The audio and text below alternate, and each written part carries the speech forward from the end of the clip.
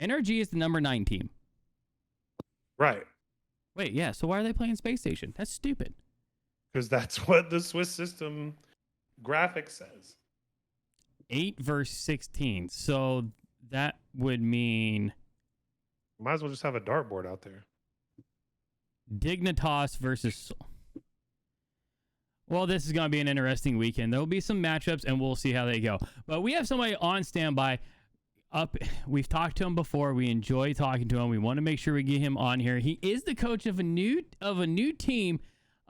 Ladies and gentlemen, we have, once he takes off a mute, we have Wi-Fi whenever he is ready. There he is. How you doing, buddy? Wi-Fi, what's up, brother? Pretty good. Chilling. So chilling. You know the deal. Oh yeah, we know the deal.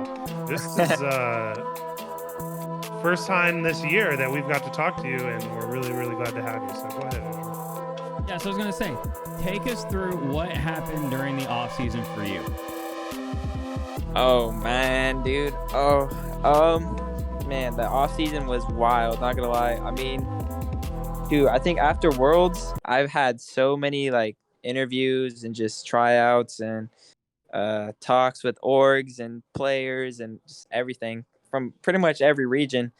It was just there were so many roster changes happening and people.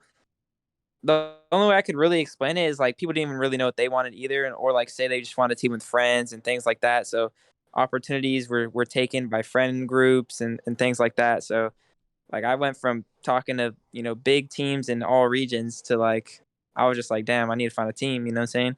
And then, I don't know, I just landed my team. I really liked them. We all just linked and we had like a good mental and a good vibe. I never coached in EU yet, so I'm excited.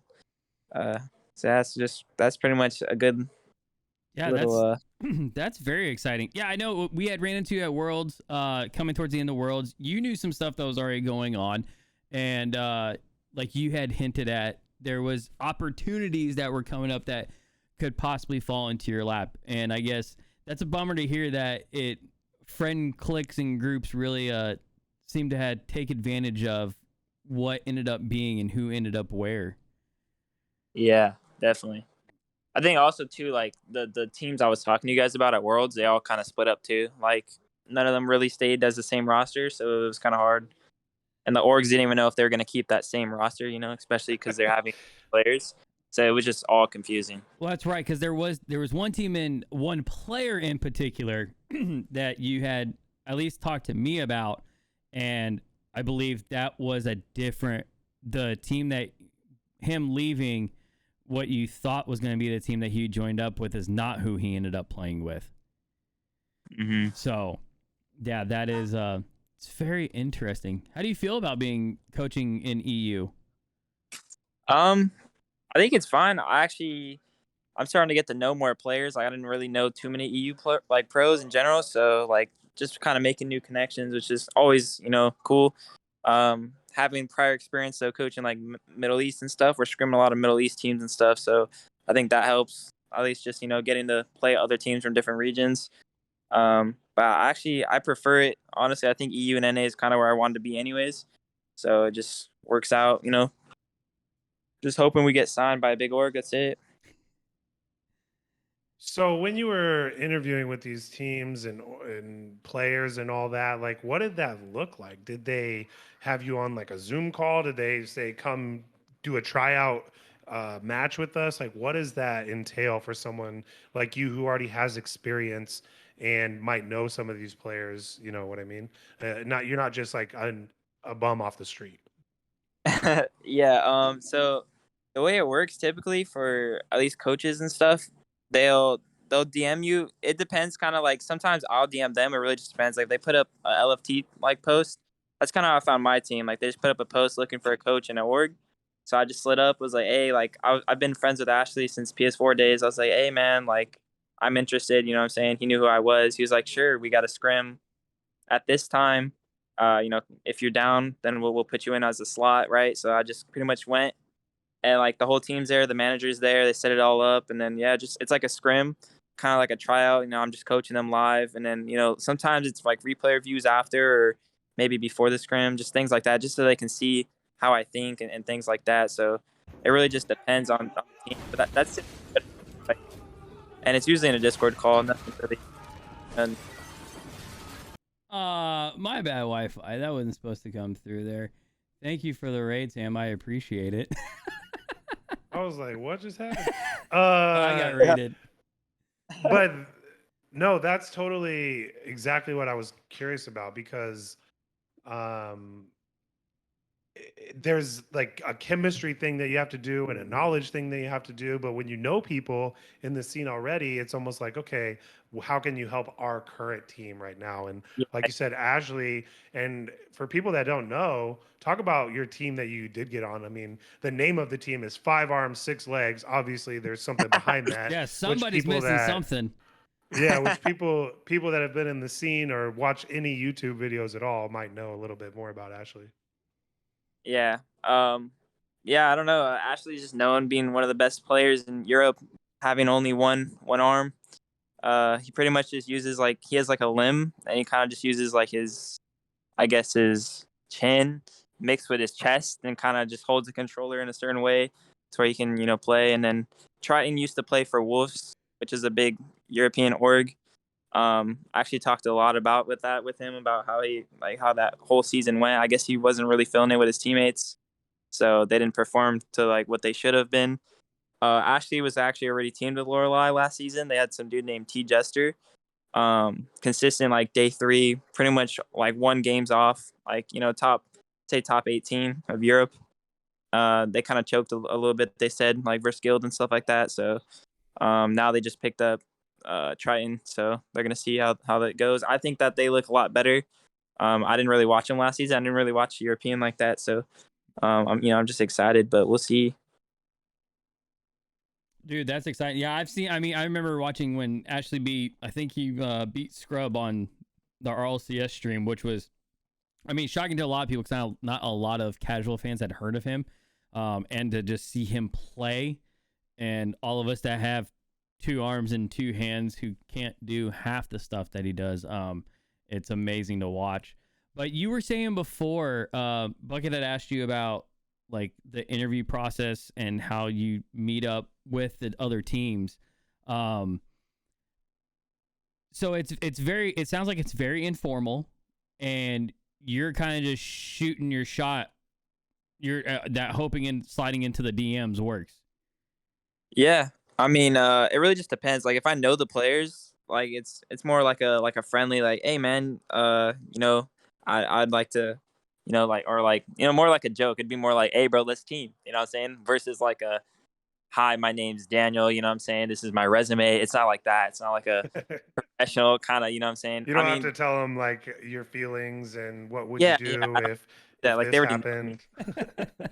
It really just depends. Like there was teams though that I did slide up. Like I will be honest, I slid up on like top orgs like Ground Zero and stuff like that. I didn't really know any of the players.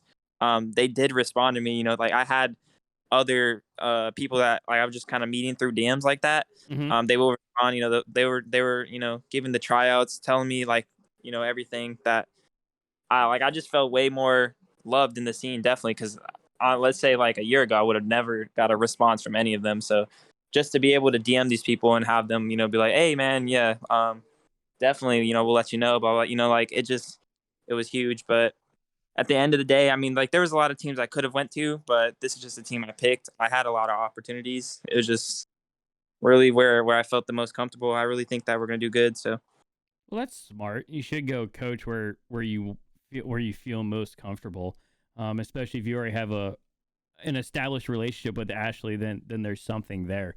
So I noticed just looking at the players, you got 2 Englishmen, and then Loreley's from Turkey. Is there an English, or is there a language barrier at all?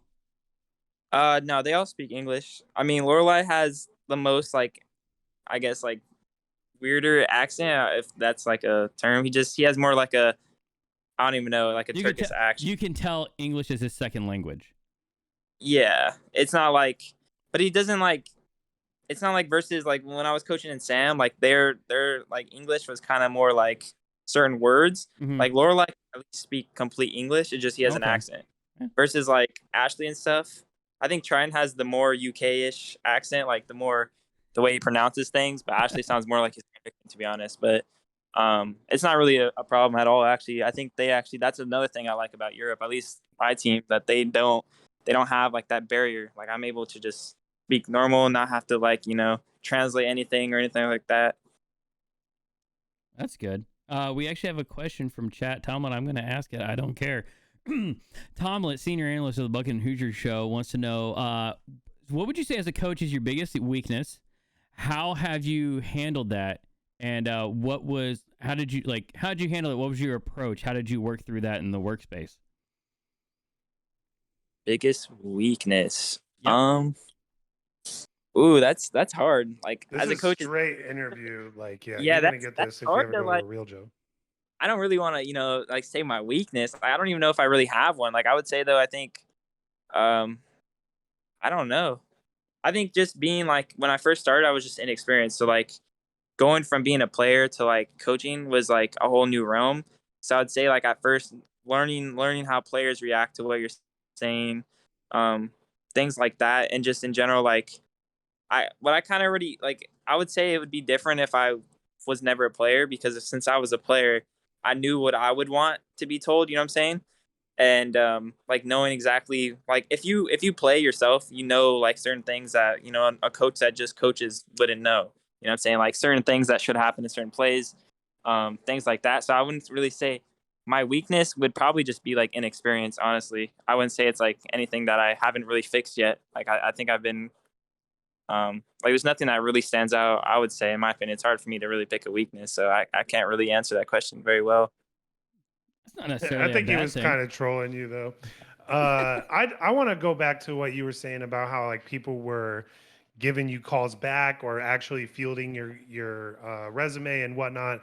Like we already know because we've talked to you a couple times. Like, yeah, you're young, but you have a great mind for this game and your humble willingness kind of to learn, but you still have that assertiveness to like help people out and do big things. Like, what do you think changed from that last year to now, besides being out there and playing? Like, were people talking good about you? What else was going on? I mean, definitely, yeah. I would say that every time I leave a team, I always leave on good terms. I don't have any like teammates that hate me or anything like that. Like, I think just yeah, I've just been building a lot of connections, meeting new people. Definitely learning a lot. Like, I would say just every single team that I coach, I learn a lot more from just everybody, because everybody has different personalities and stuff. So I get to understand like, not everybody's the same. Just having a different, like more open mindset, which I already had, but it's just starting to become even more open to where like, what I'm saying, I learn each player and how they need to be treated. What I'm saying, the best way to go about certain things. I matured a lot when it came to like, just being the leader. What I'm saying, because you really gotta be like that middleman, that safe ground that anybody can come to. Because there was teams that behind the scenes, like say an argument went down, you kind of as a coach or a manager, you have to be that role that's in the middle. You can't really pick a side. It will break up a team, like things like that. Honestly, I would say that had to lead with some of the reasons why some of my teams split, like little inner circle things like that. So I think I just honestly been growing. I definitely, yeah, I think vouchers and stuff from old players definitely help, but also I learned also a lot that like even coaching in the minor regions, the major regions do not give any. They don't care about any of your placements in any of those regions. So really, they only really look at my SAM placements or Middle East, and that's it. Like so, I still would never get like an energy offer right now or anything like that unless I had NA or EU placements. So that's why I'm happy I'm now in Europe, because now if I get placements, it means more, way more than like SSA or APOC or anything like that. So I think that's just the end goal. I mean, I started coaching CRL again too. Like I just called for CRL with my team, so that's pretty Wait, huge. you can coach both at the same time? People are gonna throw. Where's People are B. gonna throw their Davis? hands up in there. Where's the pitchforks? Yep. You're gonna I'm So coaching. lose it. funny. So Yep. on that, so you were talking about how NA and EU carries more weight than SSA or the other regions. Do you feel that a team like Furia moving to NA hurts the other regions? Dang, yeah. That's a good question. I think though, for Sam, I would say yeah. I would say they're not gonna have that top team now that was like one of the best teams in the world, always playing in regionals and stuff like that. So maybe a little bit less experience, but also you can also look at it as the way now there's another open slot. You know what I'm saying, for majors and even worlds that they can perform and learn from. So maybe Furia leaving might actually help the region in a way, because if you think about it, now there's another team from Sam that's getting to play, get that experience. So I don't know. It's kind of hard to pick on that. Yeah, that's my opinion on that. I think you had a great answer on that. Only time will tell how it really works out. I do agree with you. It can open up another slot. That's another team that could make it there as well now. So more experience for everybody. But it also takes away that competition that these guys had to face to climb, and it makes it tough. So yeah, it's gonna be dependent on the players and the orgs there and how they step up to the plate, really. Yeah. I don't know. What did you think of Roster Mania from a coach's point of view, especially for NA? Dude, I wanted to land in NA honestly this season, so I was kind of sad. But like, I'll tell you straight up, like one of the teams was one game off qualifying for this regional. I'm not gonna say the team name, but I was gonna coach them, right? And they were not gonna let me coach them. Depending on it, really just depend on like, because there's a lot of org changes and things like that with rosters. So they were waiting on like multiple orgs to like figure out their deals and see what they could offer. And then like since it was so soon that like the quals went on and stuff, they pretty much told me like, hey man, like if we qual you know what I'm saying, and there's no org, then we'll keep you as coach. If not, then you know what I'm saying, you kind of just got to find your own way. So it was like a lot of like open things like that. I had a lot of open offers, which are kind of weird that I would have to like wait on.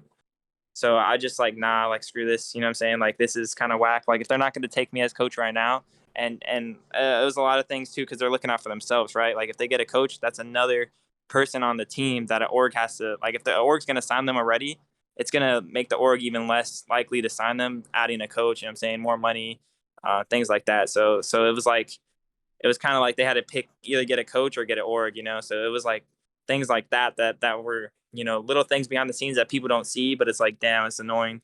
So the org, if it's a money thing, org, they would rather a team not have a coach and someone to help keep the peace and keep their team moving forward than pay the money. Yep. And there was a lot of offers like that. It was like, a lot of bubble teams are getting offered things like that, like because they can barely afford the bubble teams. So a lot of the smaller orgs are like offering, we'll sign the roster, but we're not going to sign you with a coach, or at least coach will not get paid. You know what I'm saying? So it makes it pointless for someone like me to coach. So like, you know what I'm saying? Like, I don't know. It's just a lot of time to throw away for no money. So, yeah, really. So you'd rather put your chips in a basket that you think, okay, we can pay off a lot more later on, than possibly just getting dropped because they're right on the bubble already. Yeah, and honestly, even like in Europe, like that's why I'm really happy with my team, because since they've never made a regional, it would be a lot. It would mean more to me if we made a regional versus coaching a team that's already made regionals. You know what I'm saying? So to be able to break the bubble would be huge. You know what I'm saying? And especially in Europe, there's a lot of like, they don't have egos as much as NA, so I like it. Like we're scrimming pro teams, we're scrimming top teams. So it actually, I feel like I'm a top 16 team anyways. You know what I'm saying? So on that note, I'm very happy with Europe. I think that I like that they actually scrim. The bubble actually gets to scrim top 16. There's no ego, things like that. I told you guys about that like months ago. And even Coach Cole was bringing that up, of talking about NA scene is very ego driven, which is I guess not shocking because you had said it before, but at the same time it's still a little bit, especially like what we saw with the closed qualifiers just the other day. I mean, you're seeing, teams like 3 teams that were invited to Friday are now out completely. So at some point there's got to be something that you can gain. I guess humbleness is the word, but something you can gain from playing these teams. Mm-hmm. Well, I think even like in NA, just in general, like the teams that are already established, like pros that have consistently made RLCS or at least been in the bubble for a while, they won't even let me get an offer. Like they will not give me the opportunity to even try out to be their coach. You know what I'm saying? Like they're looking for like Verge or the big name people. So unless you're like someone that has the connections or in their friend group, they literally will not even give you the opportunity. So there is still things like that. I think NA, that's why it was really hard for me also, because the only teams that would even give me opportunity are really my friends, honestly, or some bubble teams, but like not really the ones that are actually going to be making the regionals consistently. So it really was all just friends, and that was what I was relying on in NA. But well, okay, let me ask you this from like a traditional sports general manager perspective. What do you think is the I guess an okay amount of time to feel a coach out on if they're going to work or not with the team? Is it one regional? Is it two? Is it an entire like fall split? Like, how long do you think it would be? I feel like from a coach's point of view, I would say that it would be I don't think it's really a time. Like I think it's just like say, when you like first meet someone, you can kind of just like feel the like synergy. You just feel like you guys link. Like you're just like, like there's people and they're just like oh, that's not my type of person. Versus like someone you just get a good vibe from. You can always hold a convo. Like what I'm saying. Let's just say like dating type. Like you can kind of just like meet people, and if you're like you guys link and you guys are having fun and like just chilling and vibing, there's no like stressing and just getting mad. Like when I first do my tryouts, like I kind of just be myself. I just go in like, hey, what's up guys, nice to meet you guys, what I'm saying, like little things. But then when it actually starts and we're actually and I'm coaching, it's more of like we're just vibing. Like most of the time they just like my energy. Honestly, I just bring so much energy that they're just in love with it. And yeah, just things like that. So I guess it really, I can't really answer that. I don't really know how to. That would be, I think that would be an interesting way to figure it out, because I think that would be the way forward when it comes to coaches, because like you said, if everyone's looking for the Verges of the world, there's not very many of those. That's like trying to ask for Tom Brady at this point. Like you're a Tom Brady and Aaron Rodgers. Like you're not going to find that. You're going to be sitting there just waiting, and then your team's going to flounder. So there's always someone coming up though, and just because right. it's who you know right now doesn't mean you can't break through. It sounds like you're already halfway up that mountain, and now it's just the taller it gets though, the harder it gets. So if you stay on that grind, man, that's where it's going to be at. You'll be at the peak.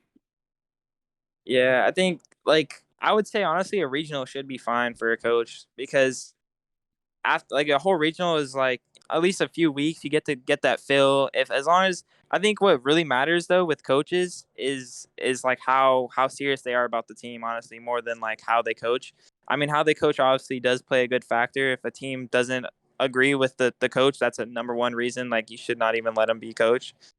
But other than that, I mean, if you guys are linking, you guys are all on good terms, you're scrimming, you're actually trying to get better, you're listening to coach, like things like that too. A lot of it is if the players are willing to actually listen to you. If they don't respect what you're saying, then there's no reason for you to even coach.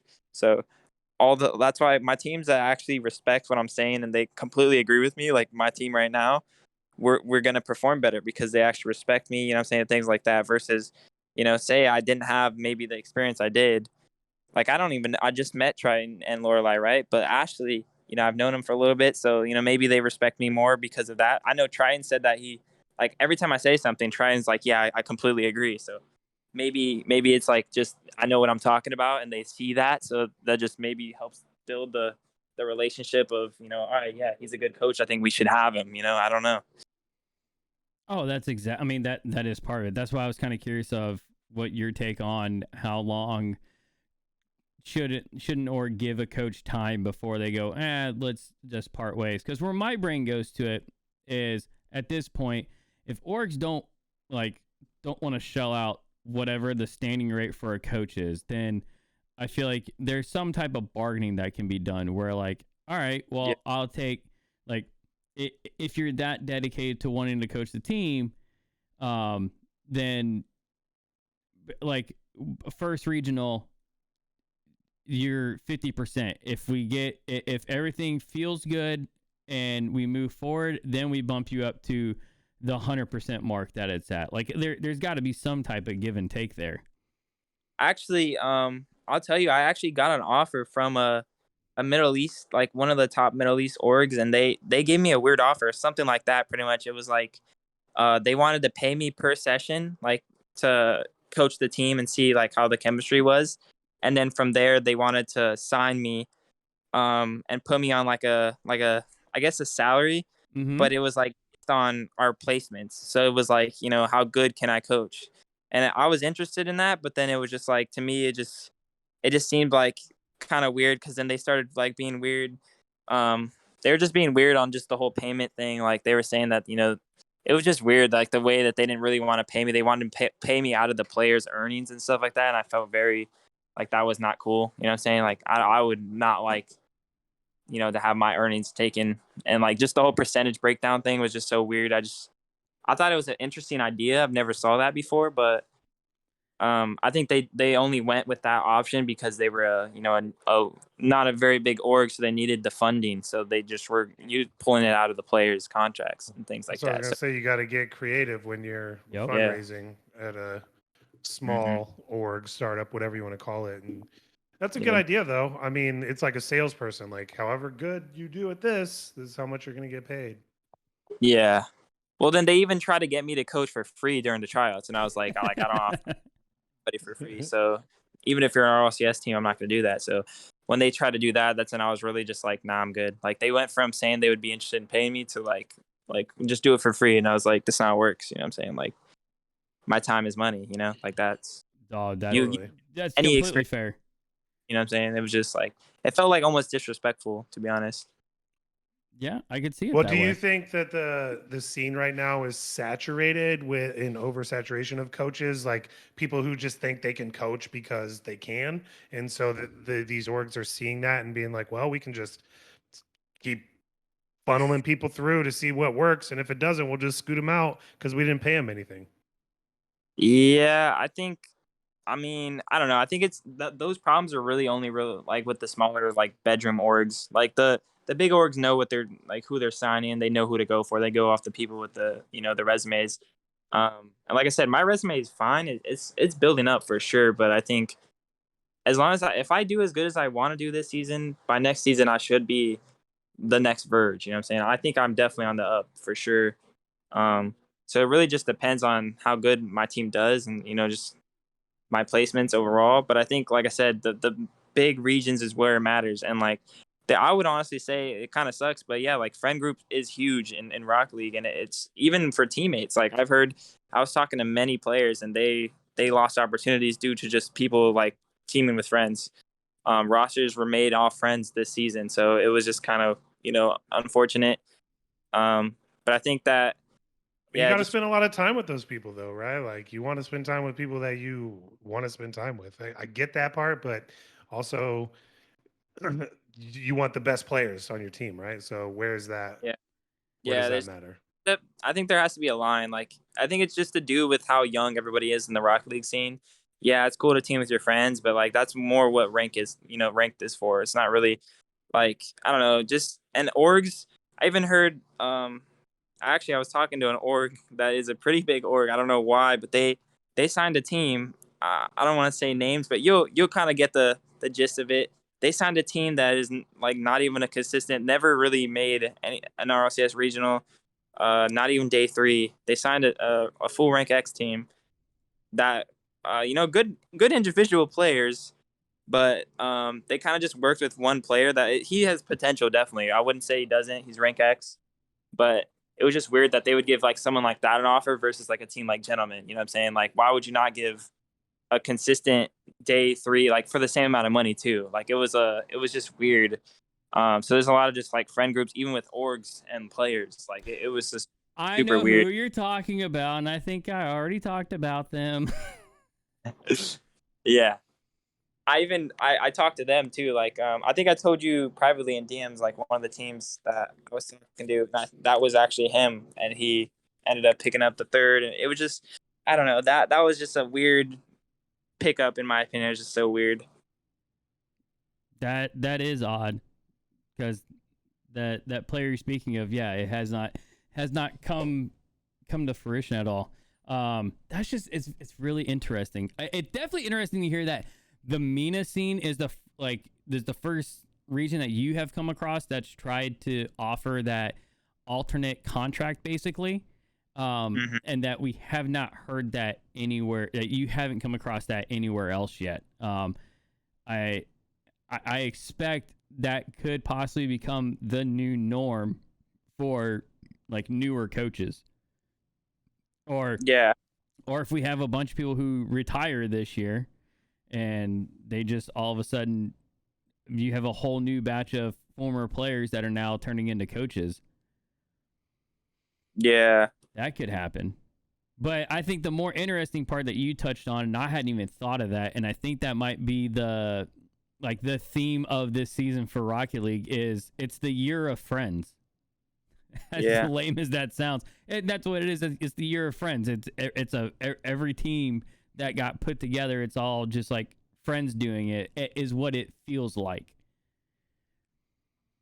Yeah, I mean, even I know, like I've talked to these people and they've told me straight up, like, yeah, I'm teaming with them just because like we're really good homies, like we're both good players. We just want to both, it's like I get that, but you really got to pay. Like, I think your team really has to be based on how you guys play together on the field, not really on like, yeah, definitely, being cool with each other and stuff obviously is a good thing, but if you sync better and you have better chemistry with another player, I would definitely go with that player over team with just your like best friend just because you're best friends. So I think that, yeah, I don't know, but these players are young. They just don't understand. They're just trying to have fun. I get that. But I mean, at the end of the day, it's kind of a business. If you really see Rock League as a business, you got to treat it like a business. You can't just be like, oh, I'm just going to play with my friend. You know what I'm saying? It's like playing with a champion in an SSL tournament. Like, it's just. I mean, the ideal situation is to play with your friends and be the best. That is possible, but not everyone's going to be like when that. You're at the top, that's pretty much what it is. You know what I'm saying? Because everyone is your friend. But when you're in the bubble scene, it's like a little bit. You're getting there, but you don't know everybody yet. That's the scene that I don't understand that philosophy either. So with your team, what do you think you guys have to do to break through that? Like get over that hump? To make the top 16? Yeah, to make the next regional, whatever. I mean, EU's kind of wide open this season, I feel like, with a lot of players that had departed the scene. Yeah. Are you trying to take it? I guess I'm trying to say, are you trying to take it like one step at a time? Like, here's this goal, let's meet that. Okay, here's this next goal. Or do you have this grand goal, like, here's how we're going to get to the end? Well, from right now, I've been pointing out like key mistakes that the team in general has been doing. So we're trying to work on those. I think it's more of like a main goal. I don't really have like small goals. It's just the goal is to make, top 12. That's the goal. Like that is our set goal. I think that definitely it's 100% possible. It really just depends on how we play on the day. But with our scrims right now, we're looking insane. Like we're scrimming top teams and we're dropping like only 2 games. Like it's like 7-2. Like we're doing really good. So I'm very happy how we're playing. I think it's just there's a lot of confidence and stuff that I've been building with the team. A lot of just rotation errors because a lot of them are really good ones players and they're so friendly. Like I made so many jokes because we're like in scrims, right? And they'll be like rotating, right? And they'll just leave a boost for their teammate for like no reason, or like they'll both just. There's been times where they both were like next to the boost and they're both like, "Oh, you can have it, you can have it." And they're just like sitting there for 3 seconds, just like being nice, like, "Oh, you can have it." Not it's like, bro, somebody take the boost. It's just like friendly. They're just all like just good homies, so they all respect each other and stuff like that. And sometimes it leads to situations like that. I've never had that happen. That reminds me of like baseball, where like yeah, there's a designated person, like the center fielder or the shortstop or the catcher. If any of those people are near it, they get it. Everyone else doesn't. So you got to designate someone. But yeah, I get that totally. Those are the type of players you want, though. Those probably mesh with your personality. But now you got to light that fire under their ass, right? Like get them going.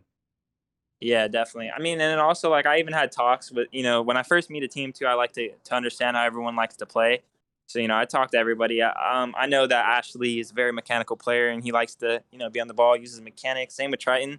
And then talking to Lorelai, he likes to play that third man role. So, just trying to enhance that, make sure that, he can be up on the field, that if he wants. I told him like he doesn't have to play third man if he doesn't want to, but that's what he prefers. So we're kind of playing like a different play style than most teams. Like we're not really. I mean, we're still rotating and stuff, obviously, but Lorelai doesn't overextend and stuff like most players. So we have a kind of interesting like play style. So I think that going into our LCS, we'll just see how it links. I think it's working very well. I noticed that Europe actually demos a lot too. Like it's That's what actually. I was gonna say. That could leave you susceptible to things like demos. But if that's his preferred method, maybe he knows how to evasively maneuver past those things. Yeah, there's this one team that we demoed. I swear there was like 5 demos like every 5 seconds. Like it was actually ridiculous. It was like a 1v1. It was actually so crazy. I've never saw that in my life. Like how they always say like energy is always demoing and stuff like that and scrims. Like I was like, bro, what is this? Like I was like actually surprised. I've never saw that. Like I was so shook. So you're also kind of moving the conversation from talking about your coaching in EU. You're coaching San Diego State now as well for CRL? Yes, sir. How's that Yeah, going? Yeah, it's actually going extremely well. Same thing. I think that just I'm on the up for sure. Definitely. Like I told you guys, I originally was debating, being a player, going, college, stuff like that. I had a few opportunities. I got offered some spots. I even had the dude from Columbia State, like the best team in West, DM me. I just didn't want to like go to that school. From what I heard, like they're good players, definitely like Cam and stuff goes there, but I don't think I would have been a starter, so I wouldn't want to really be a sub. That'd kind of be not for me. Um, and then just I don't know. I just decided like it's just easier for what I do and my job and stuff like that. I'm chilling. Like I'm just chilling. So I think just the coach. I was just kind of looking for coaching opportunities. It's funny. I actually met one of our players, my teammate. His name's Preston. I met him in a ranked game. That's how I was just playing ranked 2v2s and like, around SSL, and we just got on the same team, and I saw that he had a CRL tag and I was like, hey, you guys looking for a coach? He's like, yeah. And then from that, they DM'd me like a few weeks later, like the team captain, and he was like, hey, I'd like to, have a tryout with you. And I was like, all right, sounds good. And then from that, just tried out and we just all linked. We were always, feeling good. They don't really play summer series. So I didn't really get to look at their, placements in summer because they didn't play. But before that, I guess in last season in 2021, they were like a top 8 West team. So I was like, oh, okay, I'm down for this. So then, yeah, just we started, scrimming, things like that. I became their coach. And yeah, we just made qualifier this weekend. So, yep. That's Okay. awesome, man. Yeah, that's great. Yeah, it's a crazy story. From a ranked game, bro. Preston, like PRSTN? No, a different Preston. It's Okay. his name is I think his gamer tag's like dog, like DAWG. Okay. Like PC dog or something like that is what his Twitter ad is. Gotcha. Yeah. Well, That's good. Hopefully we'll see you guys in that, because those are always fun too when the RLCS starts getting into the dog days. You see those CRL streams come on, and it's really enlightening to see some of those other players. And then I'll run into players sometimes in the just randomly, and they'll have their whole school. Who knows if they're organized or anything, but it's just interesting to see. Yeah. I mean, my team, they're not like one of those teams. They don't really play threes together and stuff. They're all like high ranked players. They're just kind of, I don't know. They're it's like more of a vibe. I would say my college team is more just vibey. They don't even scrim as much as like RLCS and stuff like that. So it's also better for me. I don't really have to worry about like, oh God, I got 2 teams. I got to worry about. The college is more just, I kind of coach them live during tournaments and stuff like that. And then, we do a few replays and stuff, but not like I am with RLCS. Like RLCS, I'm busy, so I think it just works out. And honestly, we're more like best buds. Like RLCS, I take a lot. Like I would say I take them both serious, but RLCS, it's like it's my future. CRL is more like I'm just having fun with the boys. So that's how I see it. Almost like what I said about the bubble players, like how they team with their friends. I feel like I'm teaming with my friends now. That's legit though. That's fun. Yep. Mm-hmm. So you said so we kind of talked to Coach Cole about like the bubble scene and the clickiness and everything. What do you think it will take to get the bubble scene like to break that up a little bit and to try and get these players to realize that they might need to branch out and play with different people and not just keep playing with their friends? I think that's a hard question, just because the fact that I really think that the internal issue is just how young they are. So, being how young they are, I don't think that they really care. You know what I'm saying? They're just trying to play and have fun. They don't really like being a 15-year-old. You're not looking into like, oh, I'm gonna need a job when I'm 18. You're like, at least I wasn't until I was like actually 17 and like a half. Then I was like, I need a job. You know what I'm saying? Versus being 15, you don't really, you're just too, you're having fun. You're hanging out, chilling with the homies, playing Rocket League, going to school, listening to what your mom tells you to do for chores, like you're not thinking like that. So I think just in general, that's really not going to be a thing unless maybe orgs, could help with that. I think that honestly, all players should get like a personal manager or something, like someone that can kind of keep them on track. Or if, their parents are involved with the Rocket League scene, that would be huge. That's the key right there. That's what I was gonna say. Parents, the ones that we've met especially, have really helped lift their kids up into those spots by giving them those skill sets, because you're not learning that stuff like you said in school or in regular life. Like, you need some role models to help you out with that. Yeah, definitely. But I think also, like, you look at those parents, the parents that are the ones that, you've probably met, or the ones that actually are pro. Like, before they were pro, they weren't as, like, oh, you should definitely be playing Rocket League right now instead of doing your homework, So I think just it kind of, I feel like that's like the story of most pros. Like, they just kind of happen to go pro, and then from there their parents see potential and they're like, okay, I'm gonna enhance this potential for my kid. You know what I'm saying? So I think if we can get parents to just be like, esports is where it's at, and if that's what they're passionate about, then I'm gonna 100% support that. Even if they don't make it pro, that's what I think should happen, and that's the kind of parent I would want to be. You know what I'm saying? I think that's a new wave of parenting too, where you'll see that was parents like us, who our kids are starting to come get a little bit older, is exactly that. Like, I'm showing him all the things I did, and if he likes it, great. If he doesn't, if he comes to me and says, "This is what I want to do," then I'm going to go, "Okay, that's what we're doing. And now we're going to do that." I don't care what it is. But when you find something you're passionate about, I think our generation has learned that it's not just, we're not working for 30 years at the same job to make a career. We want to do what we want to do and make money doing it. That's the key. So hopefully that wave is, continues. Yeah, that's a real aquarium. So It's not. it's just not my real aquarium. Fakest thing in the world. Well, Wi-Fi, we appreciate you coming back on here and chatting with us. We were very curious what happened this off season for you, and we're very glad that you shared all that information with us. Yep. No problem. Anytime. Well, we look forward to it. Good luck on the season, and we will be sure to hit you up and catch back up with how the team's doing later on. For sure. We'll be following you, man. Yep. All right. Best of luck, guys. Have a good one. Appreciate you. All right. You too. Later on. I always